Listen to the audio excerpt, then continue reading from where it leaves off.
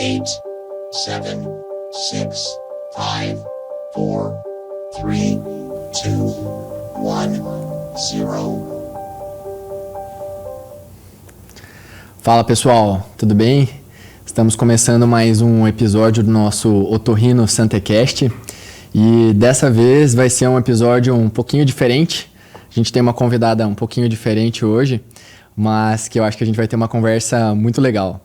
Hoje eu estou aqui com a doutora Thalissa, endocrinologista, e apesar de ser um pouquinho estranho às vezes quando pensa a primeira vez o que a endocrinologia pode ter a ver com a otorrinolaringologia, e a gente vai mostrar hoje que a gente tem sim algumas áreas em comum.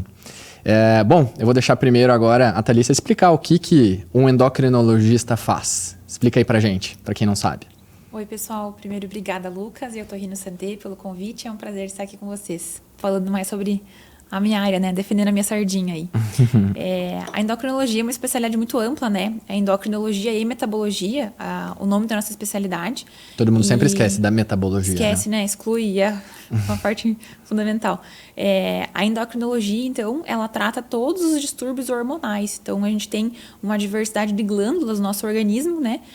Que são aí pequenos órgãos que produzem muitos hormônios. Cada glândula produz o seu hormônio. Esses hormônios têm diversas funções no nosso organismo. Então, a endocrinologia rege isso, rege o funcionamento, né? Adequado também os distúrbios nas produções desses hormônios. E a metabologia rege a parte do metabolismo, né? Então, é uma área realmente bem completa e que eu arriscaria dizer que tem relação com todas as especialidades, né? Porque tudo na endócrino atrapalha alguma área. Exato, eu concordo, né? A gente estava até conversando sobre isso antes e realmente é uma área que tem relação, tem conexão com todas as especialidades, basicamente porque para que você tenha uma saúde adequada, você depende de um sistema endócrino saudável, né? Então isso rege todas as funções do nosso organismo e realmente, né? O endócrino nessa parte ele é fundamental. Bom, então vamos lá, vamos começar a pontuar aqui os pontos que a gente realmente achou que poderiam ter relação entre as nossas duas especialidades. E eu vou começar aqui falando, uma delas é principalmente, né, uma coisa que o otorrino gosta muito e o endócrino nem tanto, é o tal do corticoide, né, que muita gente às vezes tem medo, o temido corticoide, né, realmente a gente usa bastante no nosso dia a dia, é uma medicação que nos ajuda muito, mas enfim, vamos começar conversando um pouquinho mais sobre isso. Eu vou pedir para você explicar pra gente o que são os corticoides, então. Perfeito. O corticoide é polêmico, né? Sim. Toda vez que o otorrino, o reumato, que também usa bastante corticoide, manda pro endócrino, já fica com medo do que o endócrino vai falar do uso do corticoide, e principalmente, né? A mulherada, né? Fala em corticoide, medo já... de engordar, né? Exato. A primeira coisa que ela pensa, o doutor vai engordar? Perfeito. A gente abrevia, né, a palavra ali com corticoide, mas o corticoide que a gente usa mais hoje no nosso dia, né, prednisona, aí, geralmente o mais utilizado no dia a dia, mas entre outros, eles são os glicocorticoides, né? O glicocorticoide, ele é uma substância que se assemelha muito ao cortisol, que é, então, um hormônio que a gente tem no nosso organismo produzido nas nossas glândulas adrenais.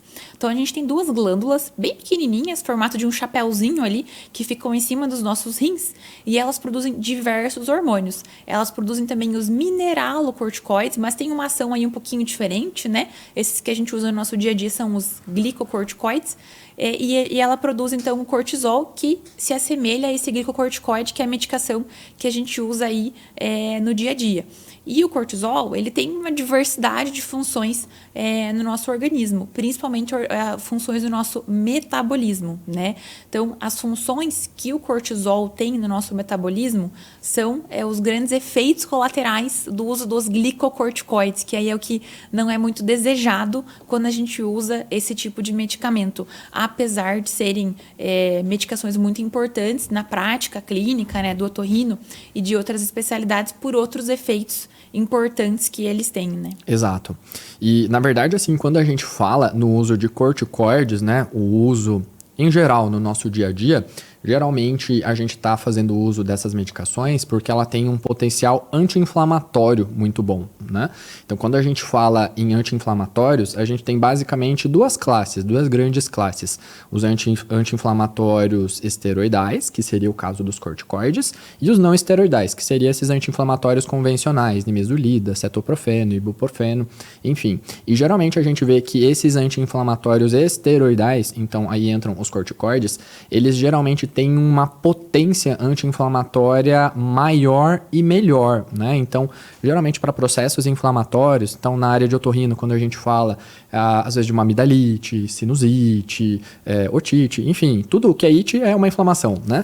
Mas todas essas inflamações, geralmente a gente tem uma boa resposta e um bom controle com o uso desses corticoides, né? Com o uso desses anti-inflamatórios. Só que o problema geralmente vai acontecer quando a gente faz o uso abusivo dessas medicações ou o uso em altas doses, né? Ou por tempos muito prolongados. Eventualmente tem aqueles pacientes que acabam percebendo que os corticoides têm esse efeito benéfico, né? Às vezes aquele paciente que, por exemplo, tem uma rinite, que volta e meia tá com o nariz entupido ali, tá com secreção, ele acaba percebendo às vezes, eu tomei um corticoide, tomei uma prednisona, melhorou. Ou então aquele paciente que injeta, né? Vai na farmácia, ganhei uma injeção de corticoide, nossa, eu fiquei 1 mês ali super bem. E realmente controla muito bem a doença, mas eventualmente às vezes isso acontece às custas de efeitos colaterais, que é realmente aonde a gente acaba tendo problema no uso dessas medicações, né? Então, como eu falei, o uso em altas doses e o uso prolongado poderia acarretar problemas, principalmente porque tem algumas situações. Uma é trazer o efeito colateral, às vezes, do uso prolongado dessas medicações. Vou deixar você explicar melhor sobre isso. E outra coisa que às vezes acontece é que você mesma comentou, né? O nosso organismo, ele produz ali o cortisol endógeno, né? Então, a gente produz esse hormônio ali de forma regular. Quando a gente começa a tomar demais, eventualmente essa glândula entende, se tá tendo corticoide, eu tô recebendo, para que eu vou produzir? Né? E aí, eventualmente, pode ter outro problema, porque se esse paciente para de tomar, de repente ele fica sem corticoide nenhum. E aí pode ter outros problemas. Então, vou deixar você explicar primeiro o que seria o problema do uso recorrente desses corticoides, o que poderia acontecer se a gente ficar sem nada de corticoide. Perfeito. Você está sabendo bastante de endócrino, eu gostei. Tô fazendo minha lição de casa. Mas é isso mesmo. Então, assim, os corticoides são realmente medicações super importantes e não tem problema nenhum esse uso na prática clínica quando bem indicado, né? Então, quando com orientação médica, na dose adequada, pelo tempo adequado, realmente são medicações excelentes. Como você falou, ele tem um potencial, né, anti-inflamatório muito bom e ele cabe muito bem aí para tratamento de diversas doenças, né? A gente entende isso. O que é o grande problema? Então, um grande problema, que foi o segundo que você citou, realmente é esse. As nossas glândulas adrenais, elas produzem o cortisol e isso é essencial à nossa existência, né? A gente não viveria realmente sem cortisol, seria incompatível com a vida. Então, o que acontece quando a gente começa a tomar o cortisol de fora, através do corticoide, é que o que essa glândula entende? Opa, eu não preciso mais funcionar, eu tô recebendo já muito corticoide, como você comentou, e aí ela desliga, ela começa a atrofiar, né? E para essa produção do cortisol pela glândula. Isso precisa de bastante atenção nos casos em que a gente vai fazer uso de corticoide por um período superior a 15 dias. Né? Os estudos variam um pouquinho aí em relação ao tempo, né? Então, algumas literaturas usam o período de 21 dias, 3 semanas, mas na prática clínica eu acabo usando mais esse período aí realmente dos 15 dias.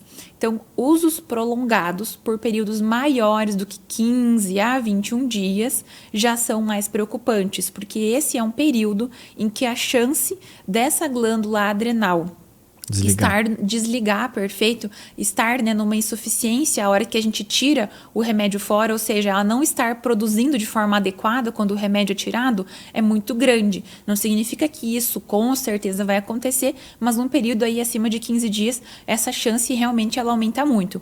Então, toda vez, aí fica um recado para os colegas médicos também, toda vez que a gente vai fazer o uso de corticoide por um período superior a 15 dias, na hora de retirar esse medicamento, ele precisa ser retirado de forma gradual, né? A velocidade e o tempo com que a gente vai retirar o medicamento, então, a quantidade que vai reduzir de medicamento a cada período, né? E o tempo que vai levar para tirar completamente a medicação, vai depender principalmente do tempo de uso, então, e da resposta da doença também, né? Perfeito, exato. Então, assim, lógico, depende do tempo de uso que a pessoa precisou fazer e da dose que estava utilizando, mas sempre precisa reduzir de forma gradual, se usou aí por mais que 15 dias, mesmo que em dose pequena. Então, isso é um cuidado realmente que quem prescreve tem que ter. Isso, o que a gente está querendo dizer, não é que não possa usar corticoide, usou mais do que 5 dias, vai ter algum problema. Tem condições em que realmente vai ser necessário usar essas medicações por um tempo mais prolongado. Mas o que a gente tem que ter em mente é que passou de 15 dias, ficar sem essa medicação de forma abrupta pode trazer efeitos colaterais. Então é isso que você falou, tem que pensar nessa retirada gradual e reduzindo essa dose até que a glândula ligue de novo e ela entenda. Falou, opa, tá acabando aqui, preciso dar um jeito de ligar de novo para essa pessoa não ficar isenta de corticoide, que aí poderia ter alguns sintomas. Exatamente, perfeito. Acho que o otorrino até que não usa por tanto tempo, Não, né, o corticoide. bem difícil. Mas, por exemplo, na reumato, eles chegam a usar por meses, né? E não tem problema, precisa, né? É a indicação da doença, ele é melhor. Às vezes, a gente introduzir esse medicamento, mesmo que por um período mais prolongado, para poder ter um controle melhor da doença do que deixar descoberto de tratamento, porque a gente vai acabar tratando o efeito adverso ali de forma paralela, né? E depois só ter esse cuidado realmente em relação à suspensão. Mas aí o que acontece?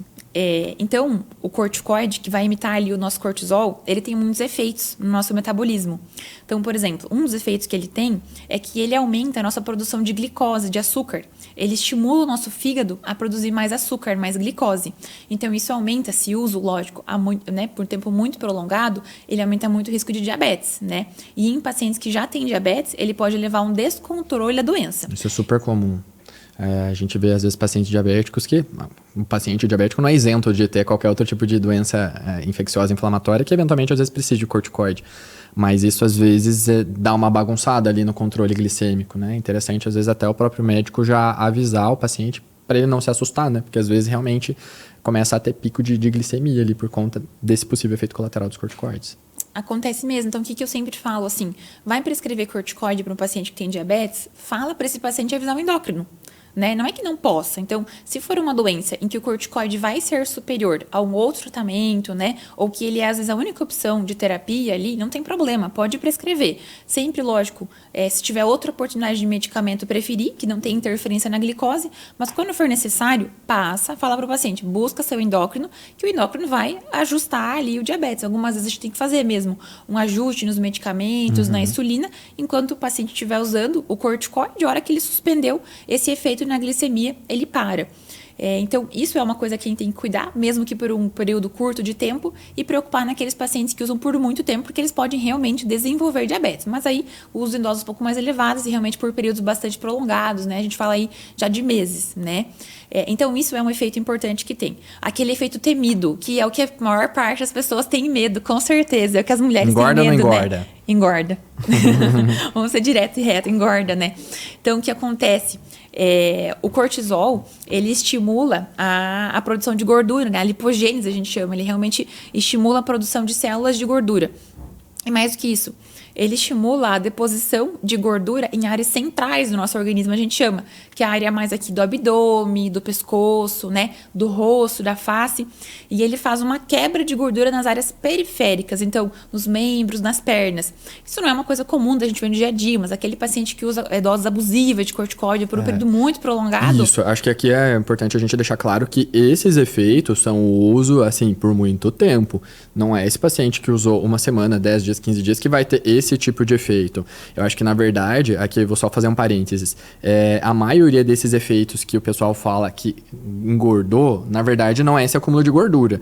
Às vezes um efeito que a pessoa percebe antes é um efeito mais de retenção líquida, né? Perfeito. Então, às vezes o paciente sente inchado, e isso eu acho que é também um efeito colateral do próprio corticoide, mas aí não é o ganho de peso, é que a pessoa ficou um pouquinho mais inchadinha, geralmente usou um pouquinho mais, e é claro, se continuar nesse caminho usando corticoide por muito tempo, aí sim, acho que poderia ter esse efeito de ganho de peso de gordura mesmo, né? Que daí tem toda essa distribuição alterada de gordura pelo corpo. Perfeito, exatamente isso. Então, assim, pessoal, pode ficar tranquilo. Se tiver uma sinusite, o otorrino prescreveu o corticoide para usar 5 Não é isso dias, que vai 7 engordar. dias, 10 dias. Não vai engordar, não precisa ficar preocupado. Então, assim, esses efeitos em peso realmente são efeitos mais a longo prazo, né? Em usos indevidos de corticoide. E quando a gente fala aí realmente de meses, e também é um efeito dependente de dose, né? Mas uma dose, mesmo que for uma dose aí um pouquinho mais alta, por um quadro infeccioso, né, inflamatório, por um período curto de tempo, realmente não vai levar a ganho de peso. O que acontece é isso mesmo que você comentou. Pode fazer um pouquinho de retenção líquida, mas com a suspensão do medicamento, isso volta à normalidade, né? Já volta ao normal. Outra coisa que acontece muito no consultório é assim, ó. Ai, doutora, eu comecei a engordar quando lá na minha infância eu usei corticoide para tratar uma asma, uma infecção que eu tive, enfim, né? É claro que se lá muitos anos atrás esse uso de corticoide ele foi por um período muito prolongado, que às vezes acontece, né? Meses, como a gente estava falando, pode ter levado a ganho de peso naquele período. Mas quando se passou muito tempo, isso já não está mais interferindo no ganho de peso atual, né? Então, uma pessoa aí adulta que tem um problema com peso, um excesso de peso, um sobrepeso ou uma obesidade e teve um histórico de usar corticoide lá no passado, na infância, na adolescência, anos atrás, isso não tem mais relação com esse excesso de peso atual. A obesidade é uma doença super difícil, realmente, e que tem uma diversidade enorme de causas, né? Mas esse uso lá no passado de corticoide, realmente ele não reflete no peso, não repercute mais agora. Então não precisa culpar o otorrino que deu o corticoide para inflamação no ouvido ou na garganta lá quando tinha 7 anos, né? Aqui eu acho que vale a pena outro parênteses ainda, que é algo bem comum e bem importante também da gente deixar claro. Que você comentou às vezes, usei lá na infância quando eu tinha asma, né? Um corticoide muito comum que a gente usa na asma é o corticoide inalatório. Da mesma forma que na rinite, na sinusite, a gente sempre tenta dar preferência para o uso do corticoide tópico.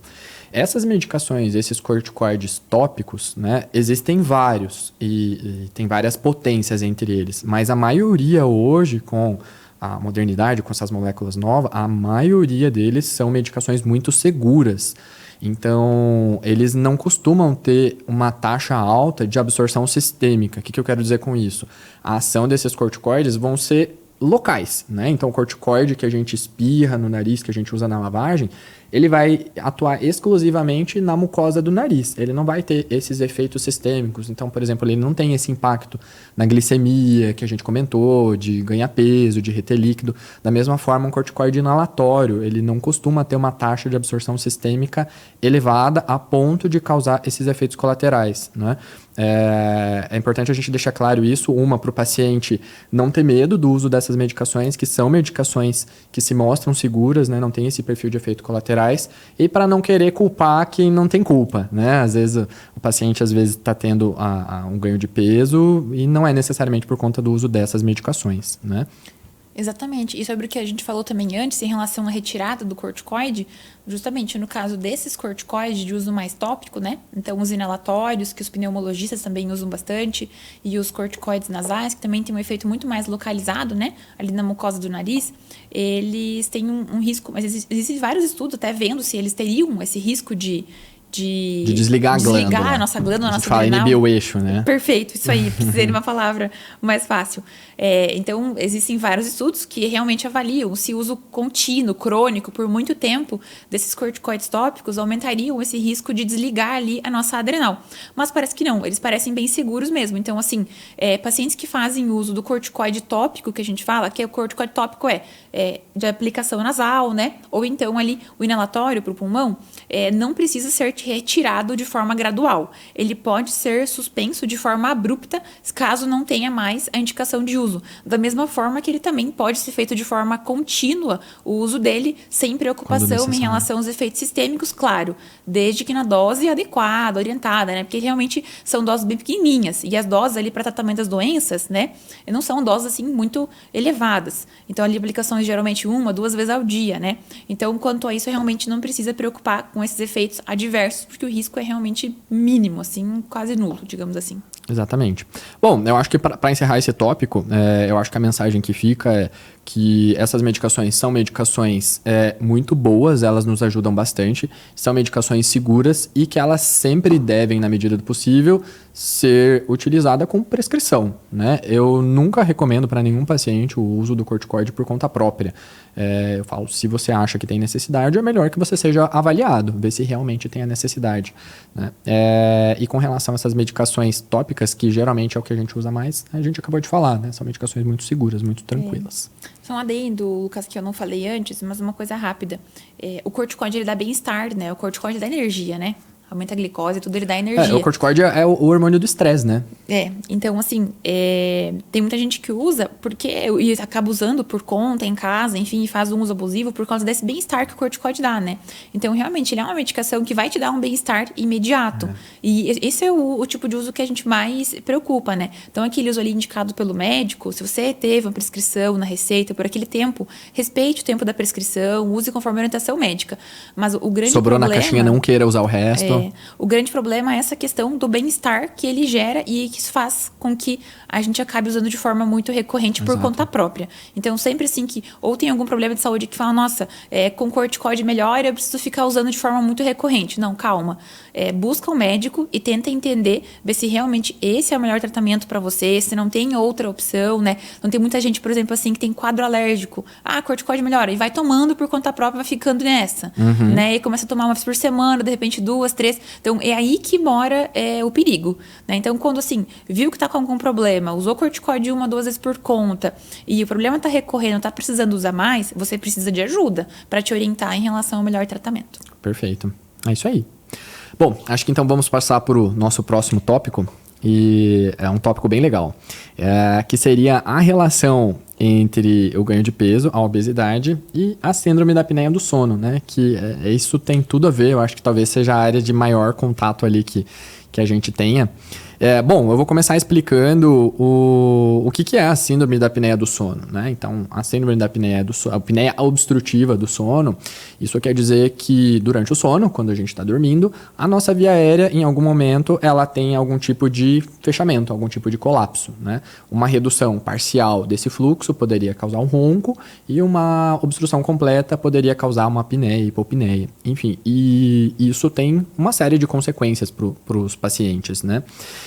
E tem uma relação direta ali, a gente percebe que os pacientes que começam a ter um ganho de peso, eles começam a ter uma chance maior de desenvolver a síndrome da apneia do sono, né? E é meio que uma coisa puxa a outra, vai virando uma bola de neve, né? Inclusive hoje mesmo eu atendi um paciente que ele comentou que ele tem um ganho de peso, ele está em acompanhamento, mas ele está tendo extrema dificuldade em perder peso. Porque ele fala, eu também tenho o ronco e a apneia, eu estou tentando usar o CPAP, a gente já vai entrar melhor nisso, né, no que é o CPAP.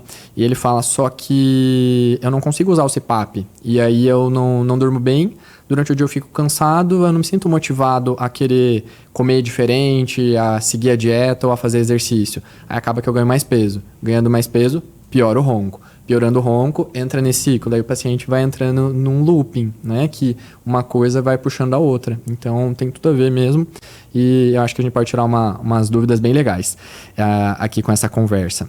Então, vamos conversar agora, Thales, pedir para você explicar o que seriam as consequências aí da síndrome da apneia do sono num paciente obeso. O que isso pode trazer de repercussão endocrinológica, né? No metabolismo em si. Eu achei ótima a sua definição do looping da bola de neve, porque eu acho que é perfeita, assim, essa descrição para essa relação entre a obesidade e a apneia do sono, né?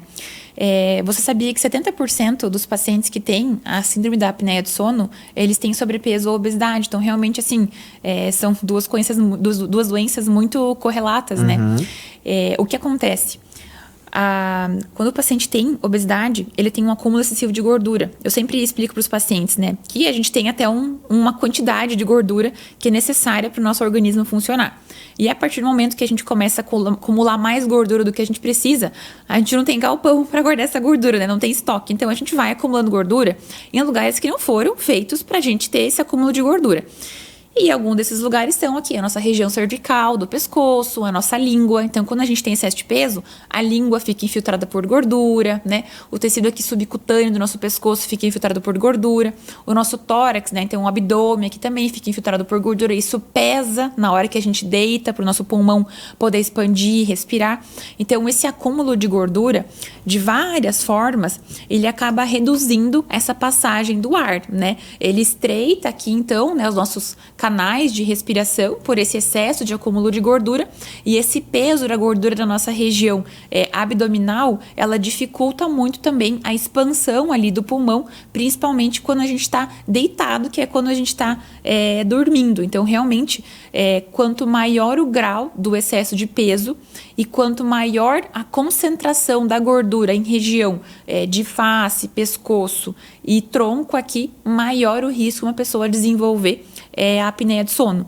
E aí o que acontece é esse looping, né? Então, assim, eu tenho esse excesso de gordura, ele me leva a uma apneia do sono, e aí com a apneia do sono, eu não oxigeno bem os meus tecidos, então por mais que eu tenha a sensação de que eu passei uma noite dormindo, eu posso chegar no final de semana e falar, eu vou tentar dormir 12 horas para recuperar o meu sono.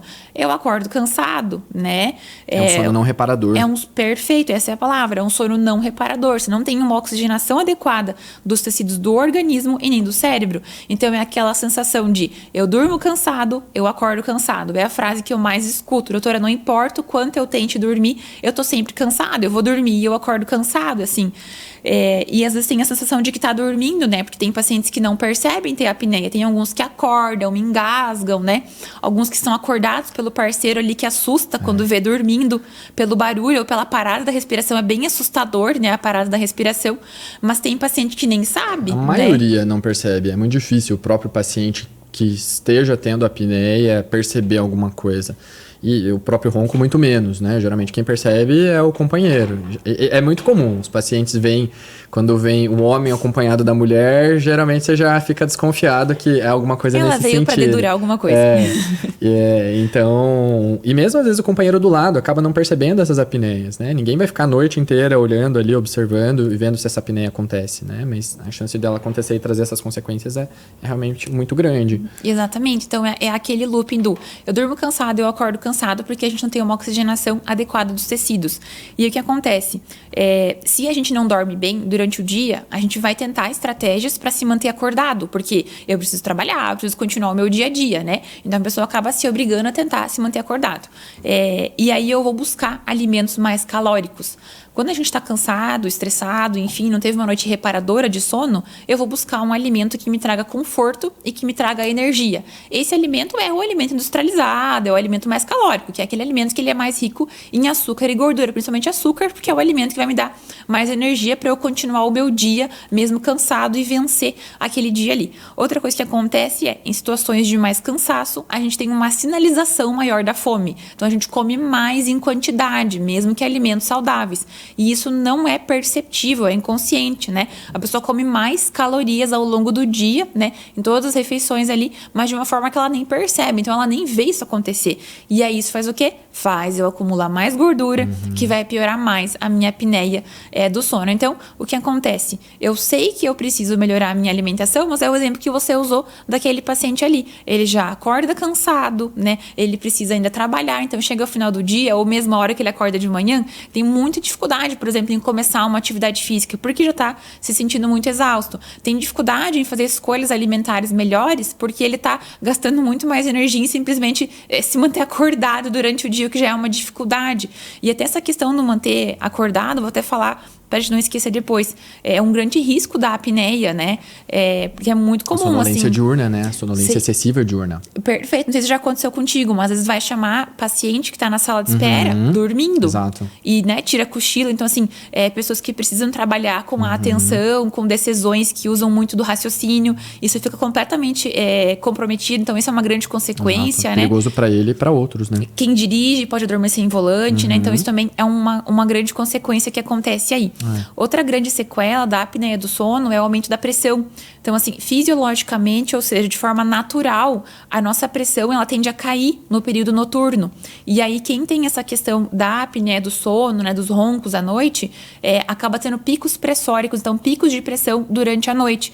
Então, aquele paciente que fala assim, nossa, eu nunca tive problema com pressão, a minha pressão começou a elevar e começou a piorar pela manhã, opa, a gente tem que pensar se não tem uma apneia do sono por trás, ela realmente aumenta a pressão. Outra coisa também é aumentar a glicose, né? Então, por quê? Porque na madrugada, sabe aquele cortisol que a gente falou antes?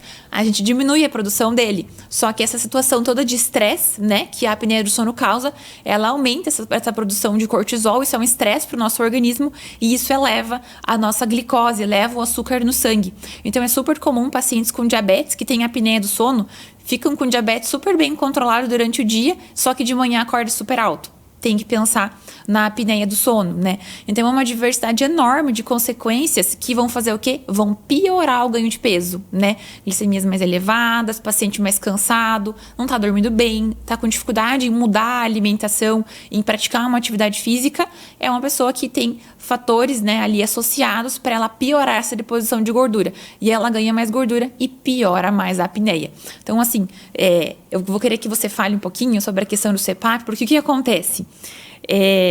O paciente tem dificuldade em aceitar essa dificuldade, o tratamento, né, dificuldade ali do uso do CPAP, que o Lucas vai explicar melhor, é claro, mas ele é uma opção de tratamento para apneia do sono porque realmente não é um instrumento confortável.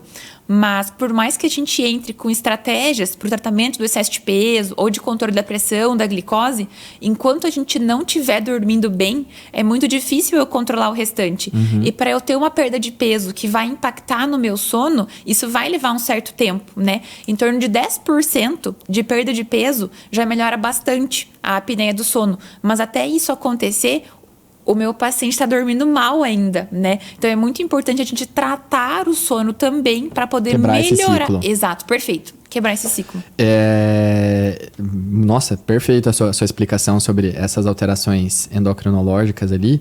E, na verdade, assim, antes de eu entrar ali no tratamento e falar do CPAP, o que acontece é que, assim, é uma situação totalmente não fisiológica, né? O nosso sono ali é para ser uma função de descanso, uma função reparadora. E aí, quando a gente tem essas apneias, tem a interrupção do fluxo de ar, do fluxo de oxigênio, o nosso organismo todo passa a funcionar de forma inadequada, né? Então, a gente fala ali, tem uma ativação do sistema simpático, que é o sistema de estresse, de fuga do nosso organismo. Então, libera mais cortisol, que pode ter aí esses efeitos colaterais que você comentou, aumenta a frequência cardíaca, aumenta a pressão arterial. E isso, imagina assim, um paciente que está tendo esses eventos toda noite, né? Dormir assim, por anos, eventualmente isso vai trazer consequências, né? Essa questão da perda de peso é uma só que a gente frisou mais aqui, né? Que é meio que causa e consequência. Mas isso é importantíssimo, acho que vale a pena a gente deixar frisado aqui, que vale a pena tratar, não é só a questão do peso em si por uma questão, às vezes, estética, né, que é associado a isso o ganho de peso, mas é uma questão de saúde mesmo. A longo prazo, né, isso traz consequências, o nosso organismo não aguenta viver sobre esse estresse por muito tempo, né, então isso aumenta, o que a gente fala, aumenta o nosso risco cardiovascular, então a chance de ter algum evento mais sério, por exemplo, um infarto, um derrame, um AVC, a longo prazo é algo que realmente pode acontecer quando a gente tem uma apneia significativa, uma apneia grave que ela não é tratada, né? E sempre quando a gente fala, eu pelo menos, né, quando eu converso com os meus pacientes que a gente está avaliando essa parte de apneia, eu sempre falo, a perda do peso, ela é parte fundamental, é parte importante do tratamento, eu já vou voltar nisso de novo, mas existem algumas coisas que realmente, você falou, né, não dá para esperar esse paciente às vezes perder peso para aí a gente pensar em fazer alguma coisa. Então, para apneias graves, principalmente, isso que você comentou, né, o CPAP ele é um aparelho de pressão positiva contínua. O que é esse aparelho? Ele vai ter uma máscara, que ele vai estar acoplado num aparelho, né, vai ter uma traqueia, e esse aparelho vai estar enviando uma corrente, um fluxo de ar com pressão positiva. Então, quando a via aérea do paciente estiver querendo fechar e colapsar, essa corrente de ar vai passar e vai manter essa via aérea aberta, né? Não deixar acontecer essas apneias e hipopneias. E uma coisa que eu vejo, né? Aqui eu não tenho o aparelho, a imagem para mostrar, Mas o paciente, geralmente, quando vê aquilo, tem uma resistência muito grande, né? Aquilo parece muito invasivo, assusta muito.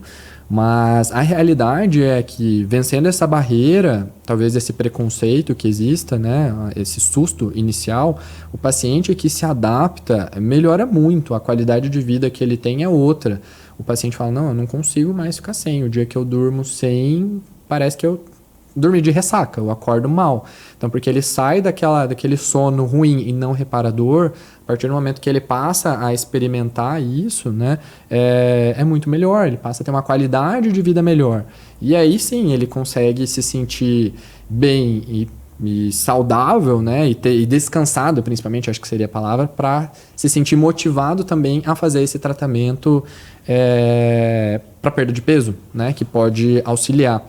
E você comentou ali sobre a perda de peso, que uma perda de peso considerável pode ajudar nesses níveis de apneia, mas uma coisa que eu gosto de deixar claro para os pacientes é que nem sempre... esse aqui seria o CPAP, um dos tipos do CPAP, né? Então ali a gente vê a máscara, né, acoplada, essa é uma máscara nasal, acoplada ali ao aparelho.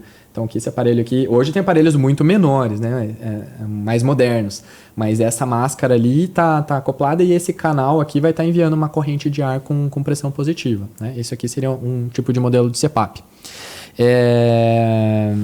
Então, sobre o que eu estava falando da perda de peso, né? Você comentou que ter uma perda de peso ali considerável pode ajudar na redução do nível de apneia. Pode ser que ajude, mas eu sempre gosto de deixar claro, nem sempre isso vai resolver completamente, né? Às vezes o paciente já tem uma alteração anatômica, como você comentou antes, né? Às vezes ele já tem uma laringe, uma via aérea que é mais estreita, já é mais fechada. A gente fala que ele tem uma laringe com tendência ao colapso, uma tendência ao fechamento. E aí o acúmulo de gordura só ajuda a estreitar mais ainda uma via aérea que já é estreita. Claro que a perda de peso não é só o efeito na apneia, tem outros efeitos que a gente sempre deve buscar, mas eu gosto sempre de deixar o paciente ciente que às vezes ele pode precisar continuar usando o CPAP da mesma forma, só que ainda assim isso tem uma vantagem, né? Como a gente comentou, eu mostrei ali, esse aparelho ele vai precisar de uma pressão. Às vezes, quanto menor essa pressão, mais fácil a adaptação do paciente. Então, ele consegue utilizar com conforto melhor, incomoda menos o aparelho. Então, é algo que eu sempre costumo conversar. E uma coisa agora eu queria devolver para você é que a gente sempre fala, né? Paciente tá com apneia. Beleza, precisa perder peso. Mas às vezes fala perder peso e não faz nada pelo paciente, né? Fala... perder peso, como se fosse algo fácil, não é algo tão simples assim, né? E aí eu acho que entra a importância realmente de a gente ser enfático em encaminhar esse paciente para um endocrinologista, às vezes para um nutricionista, não é perca peso e pronto, né? É muito difícil para o paciente conseguir isso sozinho, né? Então sempre faço questão de encaminhar e de falar da importância desse paciente seguir com um endocrinologista. E gostaria que você comentasse um pouquinho sobre isso, sobre às vezes já é algo difícil para qualquer paciente, né? E você falar isso para o paciente fazer isso sozinho, né? Chega a ser até cruel, né? É cruel mesmo, perfeito. Falar para uma pessoa que tem uma doença tão grave, tão complexa e de tão difícil tratamento quanto a obesidade, simplesmente jogar essa responsabilidade nas costas dela sozinha e falar, vai, perde peso, ou até falar a quantidade, né? Eu preciso que você perca X quilos, depois você volta. As pessoas assustariam com essa comparação, mas é como você dar um diagnóstico de uma doença grave para uma pessoa, falar, você tem um câncer, vai lá, trata, resolve aí, depois você volta quando estiver curado. É a mesma coisa, né? Mas as pessoas assustam com essa minha segunda comparação e não assustam em dizer para uma pessoa com obesidade, vai lá, perde peso, ou vai lá, perde 20 quilos e volta. Mas é a mesma coisa, né? E assim, obesidade hoje é a doença que mais mata no mundo. É uma doença extremamente prevalente, extremamente perigosa, que a gente está vendo aqui. Isso, assim, a apneia do sono é uma das doenças relacionadas à obesidade, mas a obesidade está relacionada a tudo, né? Está relacionada a obesidade aumenta o risco de diversidade enorme de doenças. Então, realmente, assim, não é todo profissional, infelizmente, que vai estar capacitada a tratar a obesidade, né? A endocrinologia aí é a área mais específica, os nutrólogos também, os clínicos. Eu até gostaria que mais clínicos tivessem, né, essa formação, porque realmente é uma doença muito prevalente.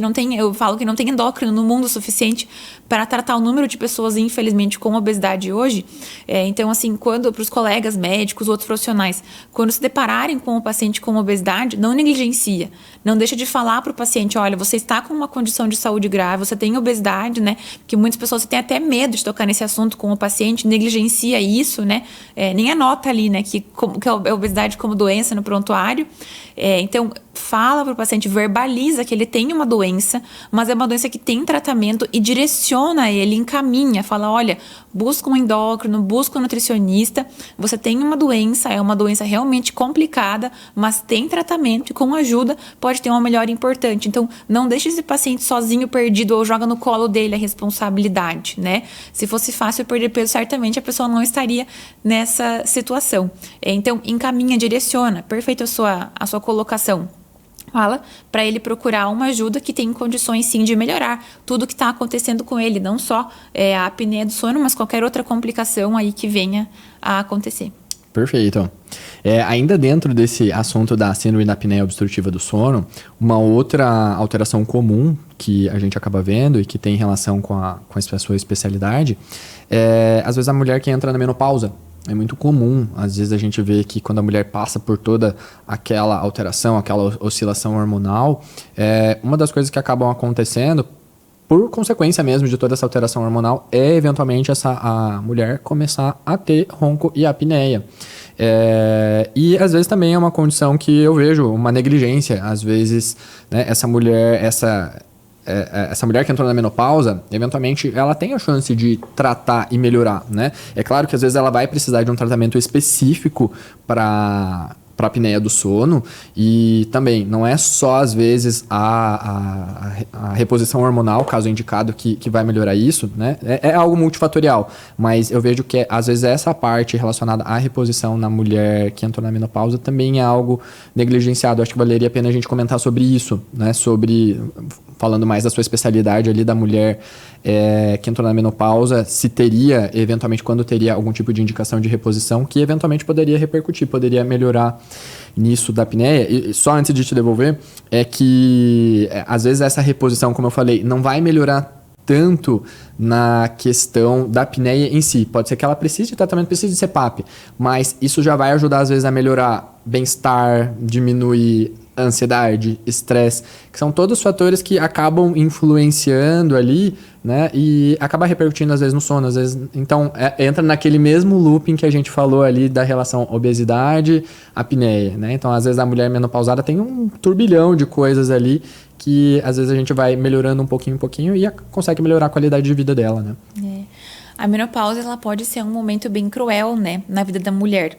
Ela pode ser um momento cruel porque não é toda mulher que vai realmente ter sintomas, mas a maioria vai sentir de alguma forma a entrada nessa fase da vida. Mas eu falo que ao mesmo tempo a menopausa ela é um privilégio, porque toda mulher vai entrar na menopausa em algum momento se ela viver para isso, né? Então a menopausa ela é uma fase natural de toda mulher vai entrar na menopausa, habitualmente aí entre os 45 e 55 anos. Algumas mulheres podem entrar um pouquinho mais cedo, então pode ser normal entrar na menopausa desde os 40 anos. E 40 anos, se a gente pensar hoje, é uma idade muito jovem, né? As mulheres de 40 anos, elas estão... No auge da idade produtiva. No auge da idade, acabou de ter filho. Algumas mulheres estão começando ali, ter o primeiro filho com 40, 41, 42 anos. Estão no auge da carreira, ou começando às vezes uma carreira, né? Então realmente é um momento cruel, porque a mulher tá lá crescendo e de repente vem a menopausa, né? E aí a mulher que é sintomática na menopausa, ela sofre muito, né?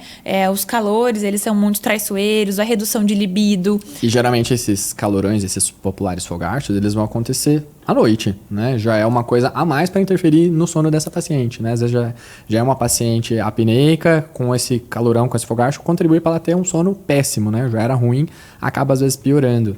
Realmente.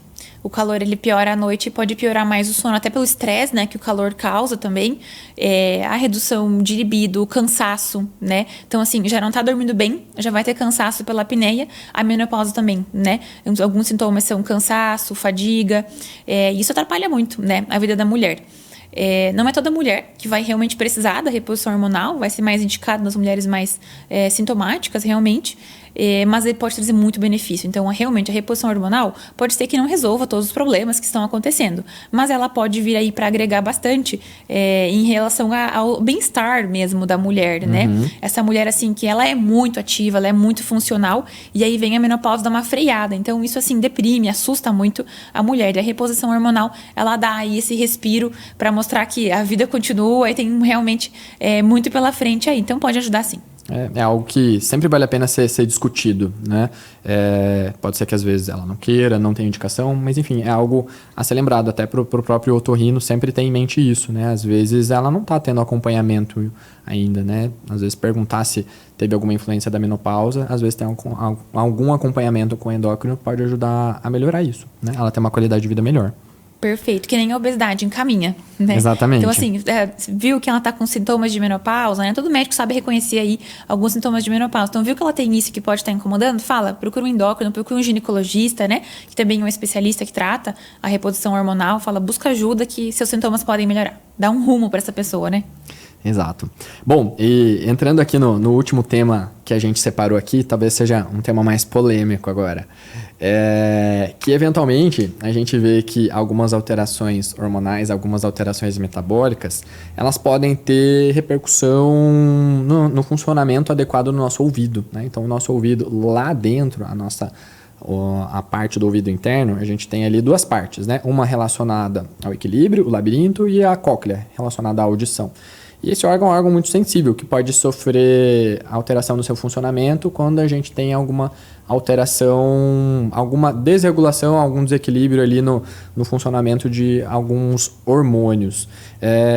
Eu até li uma matéria hoje que eu achei muito interessante, que, né, quando a gente fala em alteração do labirinto, alteração da cóclea, a gente está falando em tontura, em zumbido, né, que é um sintoma extremamente comum, né, um sintoma extremamente prevalente.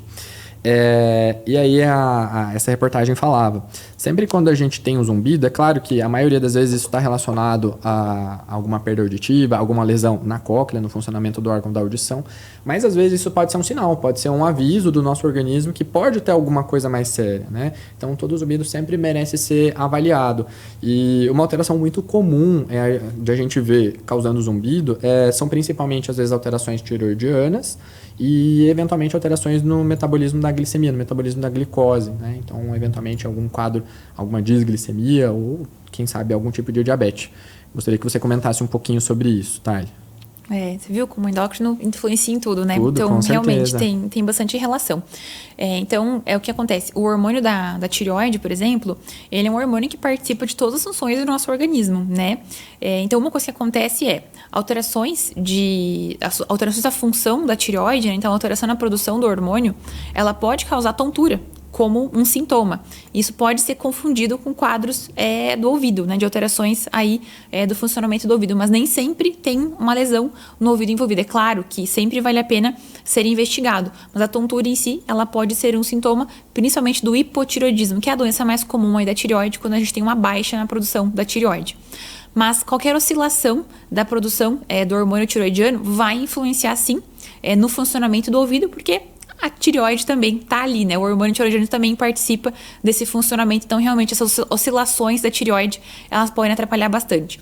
Mas o campeão aí é realmente a glicose, né? E a alteração da glicose. Então, o que mais está relacionado aos sintomas do ouvido em relação à glicose em si, são as oscilações da glicose. Não é tanto o nível da glicose. O ter constantemente glicoses muito altas ou constantemente glicoses muito baixas, é claro que é muito ruim, mas o grande problema é a oscilação da glicose. Essa oscilação da glicose, ela puxa a água junto, ela tira a água, né? Isso atrapalha bastante ali em relação à condução, né? Auditiva, enfim, ao funcionamento ali dos ossículos. Aí você que vai saber explicar melhor do que eu, é claro, mas ela atrapalha, assim, bastante também no funcionamento do ouvido.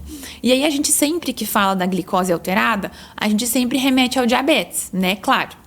realmente vai ser a situação mais frequente de todas. Então, um paciente que está com tratamento, em que ele está com oscilações muito importantes, né, do açúcar, da glicose, a gente precisa ajustar esse tratamento de forma a não só ficar com glicoses boas, mas mais estáveis, oscilando menos.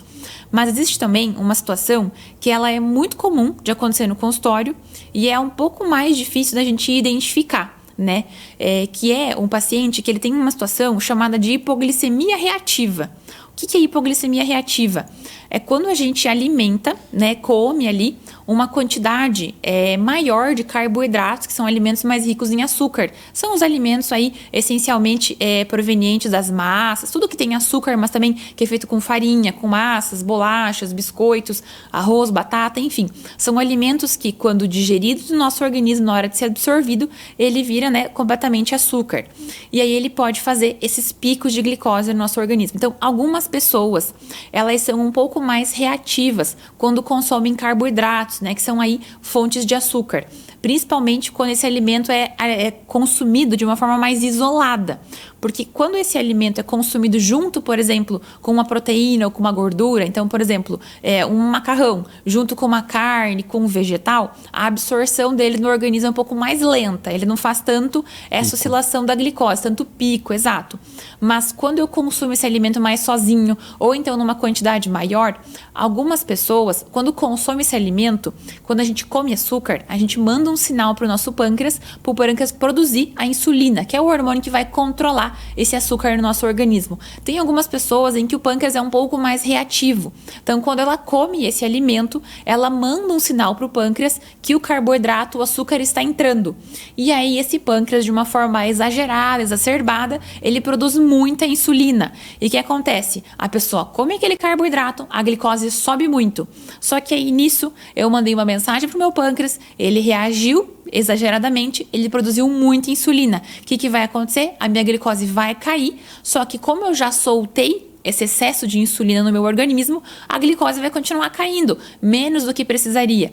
Então, eu tenho um pico de glicose seguido de uma queda muito importante da glicose. Então, isso faz uma oscilação muito abrupta.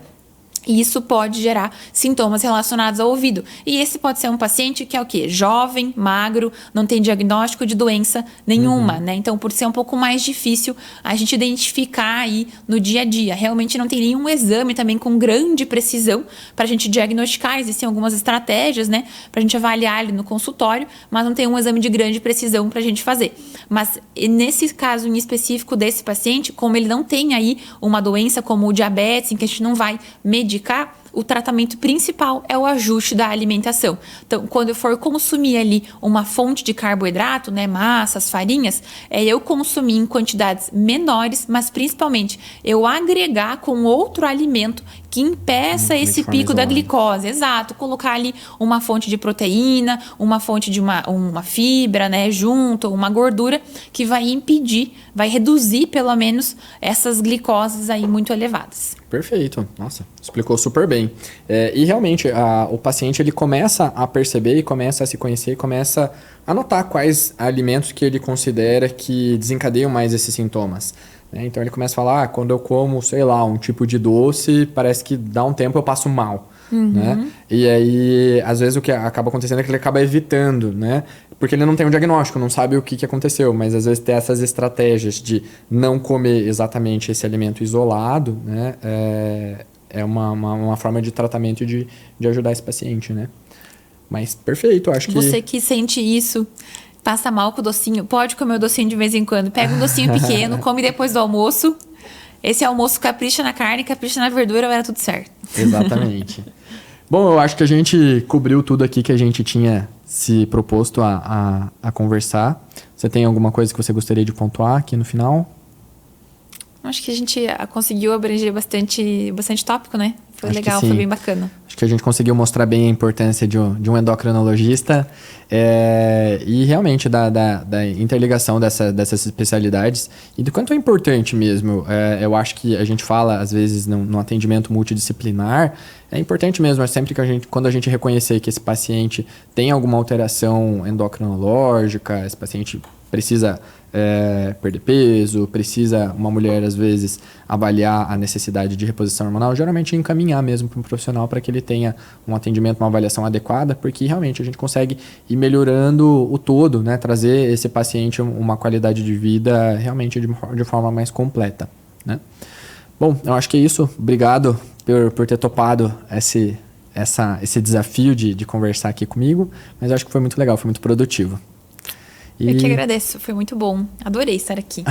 Obrigada pelo convite. Então, valeu, pessoal. Foi mais um episódio aí. Espero que vocês tenham gostado e até a próxima. Um abraço.